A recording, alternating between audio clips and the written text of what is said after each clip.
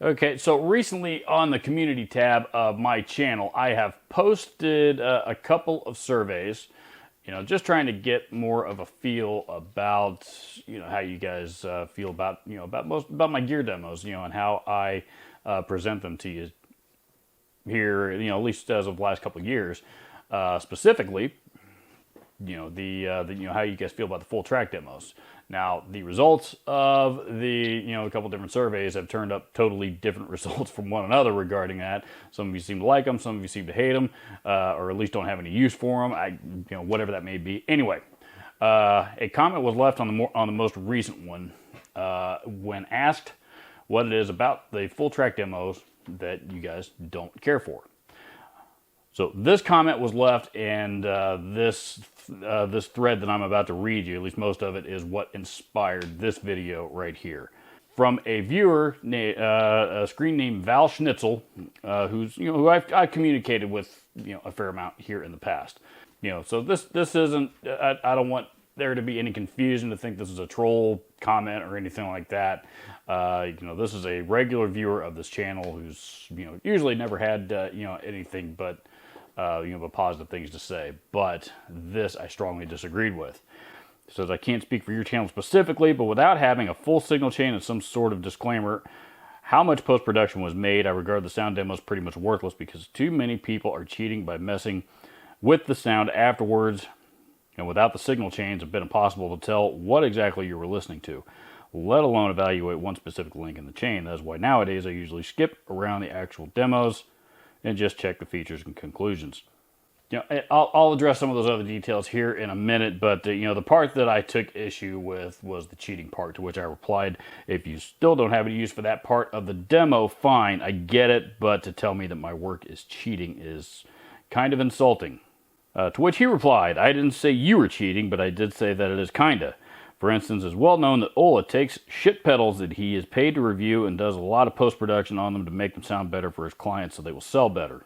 And I specifically wrote in the beginning that I'm not referring to your channel. Well, you kind of are.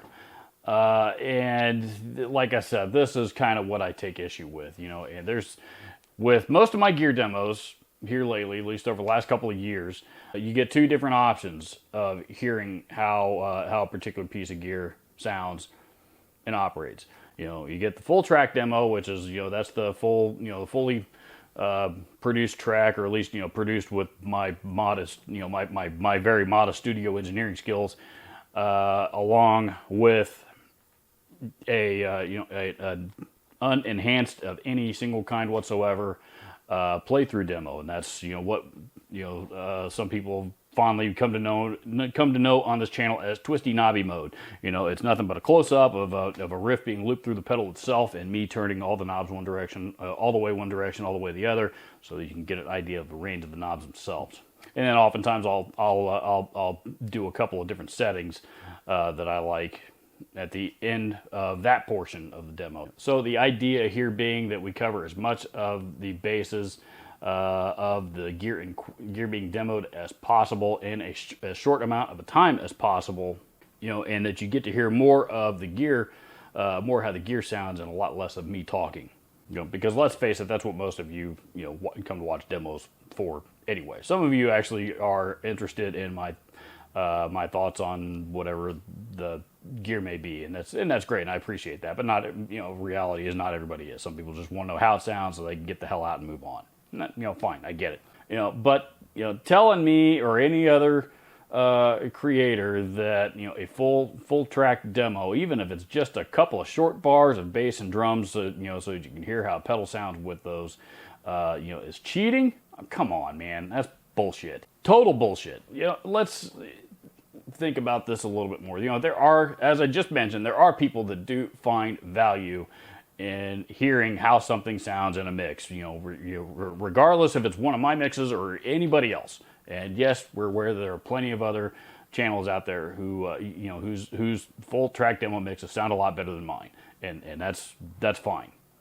As far as knowing about whether or not, every single piece of gear in the signal chain is mentioned, number one, I always have that listed in the description of my videos. every piece of gear as well as links to where you can go check them out. But number two, even if you don't, is it really going to matter? I mean, seriously, if somebody's got, an LA2A, or an empirical compressor, or some high end piece of studio gear somewhere in their signal chain, some crazy expensive mic preamp. I mean, is that really going to tell you anything about what you just heard in post production? No. I have never listened to any single recording in my life ever, and said, "Oh, hey, holy shit, those guys used a Neve 511, mic pre." There in their signal chain. So I was just like, yeah, sure it does. Mm-hmm. If you're sitting there disagreeing with me, you are completely full of shit and you know it. Period. End. The only exception to that would be if it was, the Foo Fighters, most recent record or something like that, where it was recorded, and that, that particular studio happens to have probably the most famous Neve board on the planet. Then you might say, yeah, they recorded this using that gigantic Neve console. Beyond that, it doesn't tell you how it's going to affect the sound, whether it was, whether something like that was in the signal chain or not. Regardless, if you need to know, like I said, my videos, I always have that stuff posted. You go check it out. Other videos, if they're not listed in the description or the video somewhere, it used to be real popular for people to list the signal chains in a crawl at the end of the video or something. It's not too hard to, to drop a comment and ask. So whether you get a response, I don't know, but I try to respond to those kinds of things on my channel as often as I can. I can't speak for anybody else, but on my channel, you're pretty likely to get a response. As far as, using Ola and an example of a full track demo to make something sound as good as it possibly can, of course we do that. Why wouldn't we? We want to be able to show the results of what the particular piece of gear that is being demoed is possibly capable of in your hands. That's the whole point of this, okay? From my perspective, if you hear one of my demos, one of my tracks, and say, "Holy shit, that sounds pretty good," surely you ought to be able to achieve, at least that, if not better results yourself, right? That's the idea. And in the case of Ola England, a lot of times, from what I understand anyway, I don't know him, so it's not like I've been able to confirm this with him directly, but from what I understand from other people in the industry, oftentimes what he will do, if he's doing a video on a product as part of a product launch, a lot of times he'll do that video for free in exchange for being able to release his video, a week or two ahead of everybody else, so that he gets the clicks. There's nothing wrong with that. And honestly, from a creator standpoint, that's a pretty fair deal. That's a really fair deal. As far as Ola never giving a bad review, look harder. I specifically recall a video that he did on the Metal Muff that he was, to put it mildly, pretty unimpressed. No, he didn't go on and do a full-on roasting of that pedal like I did. Because, quite honestly, his motivation for doing his video was a lot different from mine. He was simply just checking out a piece of gear, didn't like it. Said so in the video. Admittedly, me, on the other hand, I did a video completely roasting it from top to bottom. One, to get a laugh from some of you, and two, to piss off a few more of you that clearly don't have a sense of humor anyway. Because yes, that's what we do on this channel.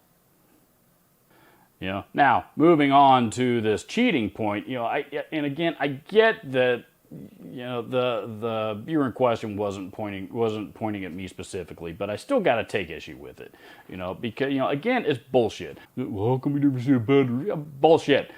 There are plenty, and I mean plenty, of bad reviews, negative reviews by creators who were paid to produce those videos on YouTube. Oh no, you never see one. Bullshit. Look harder. They're out there. I just posted one last week on a cool music modulation pedal. There was one stop on the rotary dial that didn't exist. It had it labeled as a detune effect or something on that pedal, and it was not anywhere to be found. It went, the rotary dial didn't line up with that particular option and skipped right over it. There's no detune option on it, despite it being advertised directly on the pedal. And feel free to go back and watch that video, because I referred to that particular aspect of the pedal as bullshit, false advertising. I was that disappointed in it, and yes, Cool Music did in fact pay me to make that video. Nowhere in the history of YouTube ever, not just our genre, but any, has a company ever paid a YouTube content creator for their opinion. They may think they are, there may be a misunderstanding somewhere, and I suppose at the end of the day I can't speak for everybody, but realistically, no. Many of us nowadays even have that particular verbiage built into our proposals one way or another. My channel is a little bit, in a lot of cases, quite a bit smaller than a lot of others on YouTube in the same genre, but it's bigger than it used to be, and I'm starting to get more and more companies interested in me demoing their product. How much do I charge for for demos? It honestly depends on the product, the size of the company, how much work that is going to go into it, and among other things. There's a lot of different variations to what that number is. But not a single one of them have ever paid me for my opinion. They've paid me to demo the product, they've paid me for the video production, to post on YouTube for them to use for their marketing purposes now and in the future for as long as they see fit to do so. That's why YouTube is such a gold mine, to a lot of companies from a marketing perspective. But not a single one of them has ever paid me with money or free gear. And I've talked about this in the past before. Even free ain't free. None of them have paid me for my opinion. They pay for demos, they pay for reviews, they pay for video production and audio production. That's it. Some companies may believe otherwise. I get that, but that's on them, not me or any other creator. And the truth is, if you're watching one of the big, one of the really big channels is demoing a piece of gear, I recognize there's channels out there that may not disclose whether or not they were compensated by anybody for the demo or the video that you're about to watch. I get that, and whether or not they should be is, honestly, it's probably a whole nother argument put together. But if their disclosure is non-existent, or at least isn't out in the open enough for you, for you to see in plain view somewhere, there's a certain amount of responsibility on the viewer to know what you're watching. If you're watching a guitar channel with 200,000 or 300,000 subscribers and he's getting ready to demo an overdrive pedal from some company you've never heard of, and you're not smart enough to figure out that somebody paid him to do that, come on, is that on them or is that on you? Really? If you can't figure that out on your own, I got nothing for you. I'm sorry, I just don't. But I think what might be a little bit more likely is there are plenty of people that are able to figure that out on their own. Whether they're willing to, whether they admit it or not, again, different, entirely different argument. But I think there are a lot more people that actually are plenty capable of figuring that out on their own. They just don't want to admit it, and they just want something to bitch about. So please, if you're on the paid shill bandwagon, I hate to keep beating my head against a concrete wall about this particular subject, but it's getting old. It's getting old. Not everything is a conspiracy. Not everything is a lie. Sometimes it really is okay to just take things as they are at face value.